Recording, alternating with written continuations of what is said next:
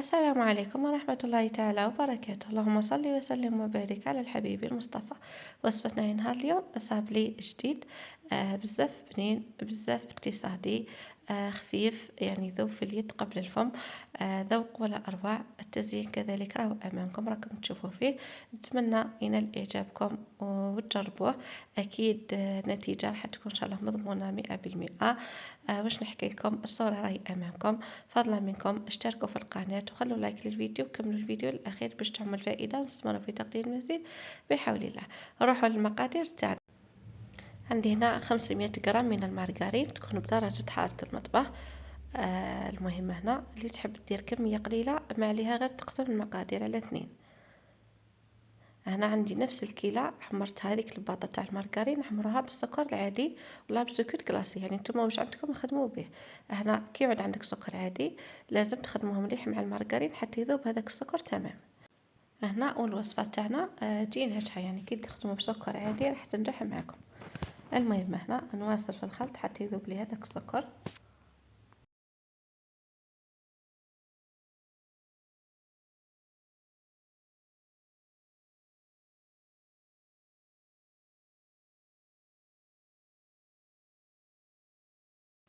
هنا بعد ما خدمت السكر تاعي مليح مع المارغرين راح نضيف عليه نصف الكيلة من الزيت النباتي، يعني اكثر شويه من النصف، يعني كما شفتوا راني وريت لكم الزيت وراه واصل، يعني تزيدوا شويه على النصف تاع العلبه هذيك تاع المارغرين.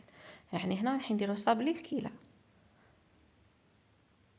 هنا حبيت اليوم نخدم معكم العجينه نتاع الكاطو بطريقه تجيكم بزاف روعه بزاف ناجحه. شوفوا كيفاش نخدموا فيها، كل ما نديروا لها الزيت راح تبيض العجينه نتاعنا وتطلع، يعني الكاطو تاعكم يجي بزاف خفيف، يجي ذوب في اليد. شوفوا هنا قوام يتحصل تاعي على شكل كريمه.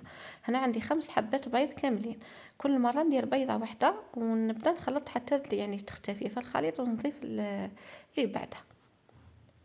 هنا شوفوا القوام الكريمي اللي تحصلنا عليه الاخوات، يجي بزاف خفيف، يعني القاطو هذا يجي يذوب في الفم روعة.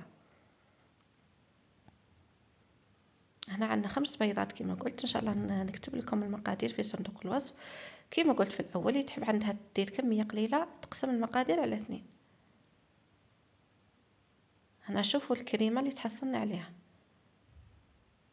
ما تنسوش رشة الملح الاخوات.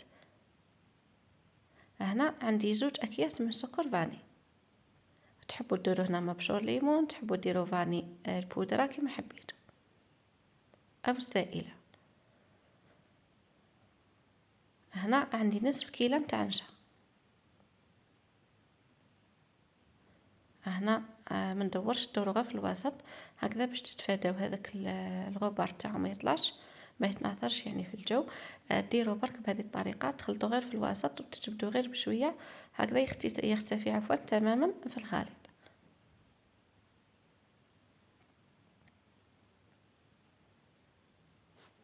هنا جربوا اي قطع راح يديروه، جربوا بهذه الطريقه يجيكم خفيف روعه، تجي نتيجه يعني خياليه، يعني الخفه تاعو تجي ولا اروع. هنا ندخلوا يدنا نديروا الفارينه نحطوها قدامنا نغربلوها ونحطها قدامنا ونديروا غير بشويه حتى نتحصلوا على عجينه تكون نوعا ما يعني حاكمه روحها شويه، قيس ما تشكل لكم كوره، يعني تحبسوا الفارينه، ما تحبسوش العجينه نتاعكم، ديما خلوها خفيفه. هنا زدت 2 اكياس تاع خميره كيميائيه. هنا العجينه تاعي خليتها تريح بعد ما لميتها، وجبت هذا المول هذا الشفاف، ذوبت شوكولا في حمام مائي، ضفت لها شويه تاع زيت حوالي 2 أو 3، ونعمروا هذا الشكل. اللي تحبوا تعمروه كامل، تحبوا تعمروه في النص، يعني لكم الاختيار. هذا راهو خرج جديد، يعني هذا المول هكذا تحبوا، يعني راهو يدير غير ب10 آلاف، كي تحبوا ديروا به يعني يجيكم قطو ولا اروع. هنا العجينه تاعي بعد ما ريحت، يعني لازم تخليو العجينه تريح، نجيبو بلاستيك هكذا، كيس بلاستيكي ونفتحو عليه. هنا نجيب المول اللي يكون دائري، الطابع عفوا، نجيب الطابع تاع الحلوى يكون دائري. انا هذا الطابع شويه الدائره تاعو شويه كبيره، اذا صبتو يعني تكون شويه اقل. أو ديروا يعني بطرف بالفم تاع كاس ولا فنجان. المهم أي حاجة تفي بالغرض تربحوا بها. أنا هنا جاتني الحبة شوية كبيرة. المهم الشكل برك ينال إعجابكم وانتم ديروا اللي هواكم. هنا الفرن تاعي دائما نشعله نخليه على نار متوسطة. نوجد البلاط تاعي باش نحط فيه مباشرة. يعني هذه الكيلة دير خير وبركة، دير حوالي يعني إذا درتو حبات فردية دير حوالي 200 حبة. إذا درتو مثنى كيما نديرو دركا تنحي لكم حوالي من حوالي 100 هكذاك ل90 حبة، يعني على حساب الطابع اللي تطبعوا به. هنا الكاطو تاعي بعد ما طاب نجيب الكونفيتور هكذا مربى، ولا عندكم توفيا كراميل، عندكم أي حاجة تلصقوا بها ديروها هكذا في الوسط، نحشيو بها الصابلي تاعنا ومن بعد نعاودو نغطيو عليهم بحبات واحد اخرين.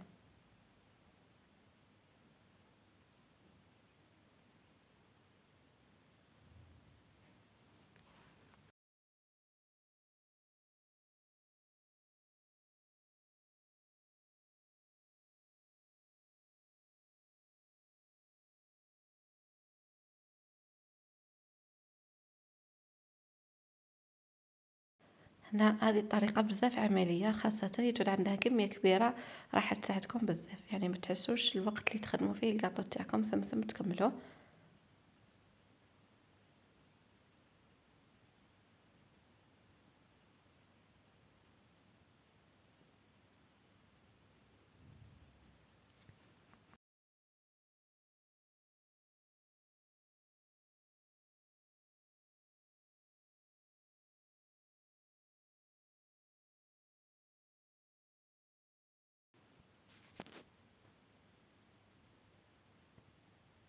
هنا نغلقوا عليهم كامل، نحاول نضغطوا شويه برك هكذا باش يثبتوا الحبات. والكميه تحبوا نتوما ديروا حاجه قليله، تحبوا تكثروا، المهم كل وحده والاختيار تاعها والذوق اللي تفضلوا في الحلوى تاعكم. هنا نجيو نرجعوا لهذيك الشوكولا اللي كنا خدمناها من قبل، كنا نديرها تبرد ومن بعد نحيوها من هذاك المول نخليوها جانبا.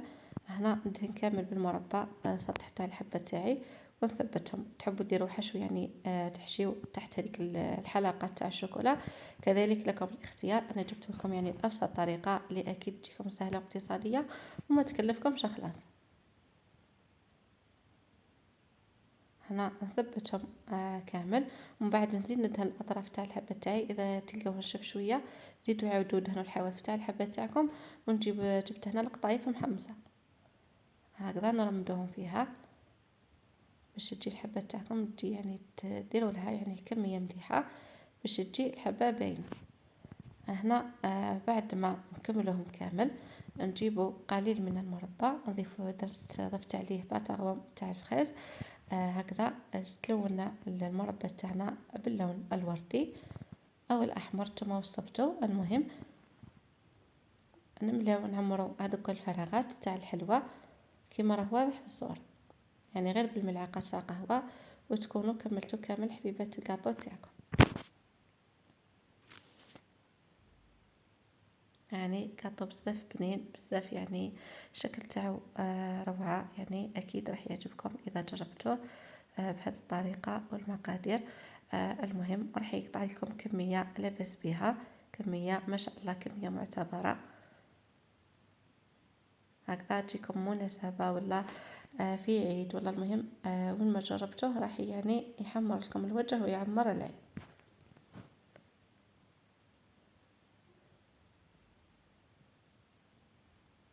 هكذا ونحبوا دائما نديروا الكاطو لي يتكلا، يعني اللي كامل الناس اللي ياكلوه، مش اللي يعني واحد يضغط منه شويه ويخليه كما نشوفوا في بعض في الاعراس وفي المناسبات نديروا الحلوى اللي تتكلا ان شاء الله وتعجب الجميع.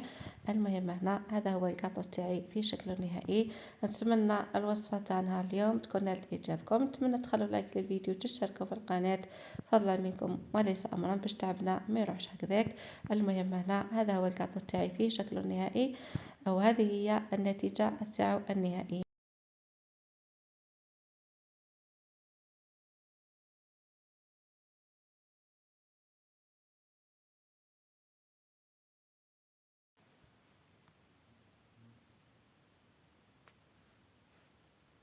هنا حبيت نقسم لكم حبة تشوفوا